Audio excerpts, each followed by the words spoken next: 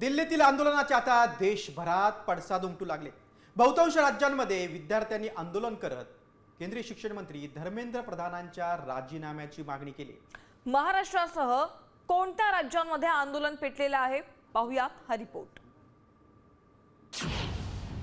दिल्लीतल्या आंदोलनाचे देशभरात पडसाद।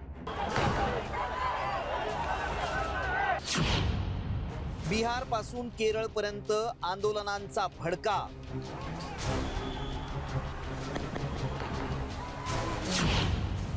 प्रधानांच्या राजीनाम्यासाठी जेनझी रस्त्यावर। जंतर मंतरवरील आंदोलकांवर झालेल्या लाठीचार्ज नंतर देशभरातलं राजकीय वातावरण तापलंय। कॉकरोच जनता पार्टीच्या आंदोलनाला समर्थन देण्यासाठी आता राज्यांमध्ये आंदोलनांचा भडका उडालाय। जंतर मंतरवरील विद्यार्थ्यांच्या मागण्यांना पाठिंबा देण्यासाठी देशातील विविध राज्यात आंदोलनं करण्यात येत आहेत। दिल्लीतल्या आंदोलनाच्या समर्थनात सलग तिसऱ्या दिवशी महाराष्ट्रातील विद्यार्थी सातत्यानं आंदोलन करतायत। मुंबईतल्या चेंबूरमध्ये विद्यार्थ्यांवरील लाठीचार्ज विरोधात विविध संघटनांकडून निषेध आंदोलन करण्यात आलं। नीट पेपर फुटी प्रकरणी बिहारची राजधानी पाटणामध्ये विद्यार्थी आक्रमक झालेत। विद्यार्थ्यांनी रस्त्यावर उतरून सरकार विरोधात जोरदार घोषणाबाजी केली। या आंदोलनामुळे पाटण्यात मोठा तणाव निर्माण झाला। इतकंच नाही तर दिल्लीतील आंदोलनाच्या पार्श्वभूमीवर काँग्रेस आणि भाजपही एकमेकांसमोर आले।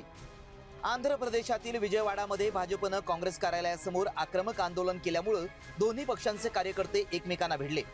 काँग्रेस कार्यालयाबाहेर भाजप कार्यकर्त्यांनी जोरदार निदर्शनं केली तर काँग्रेस कार्यकर्त्यांनीही जोरदार प्रतिकार केला। यावेळी जोरदार घोषणाबाजीमुळे परिसरात मोठा तणाव निर्माण झाला। पंतप्रधान निवासस्थानी राहुल गांधी आणि इतर नेत्यांना ताब्यात घेतल्याच्या निषेधार्थ तेलंगणा काँग्रेसच्या नेत्यांनी चलो लोकभवन आंदोलन केलं। नवी दिल्लीत विद्यार्थ्यांवर पोलिसांनी केलेल्या लाठीचार्जचा निषेध करण्यासाठी कलपेट्टा इथं तरुणांनी कॅन्डल लाईट मार्च काढला। आंदोलकांना पाठिंबा दर्शवण्यासाठी तरुणांनी मेणबत्त्या पेटवल्या।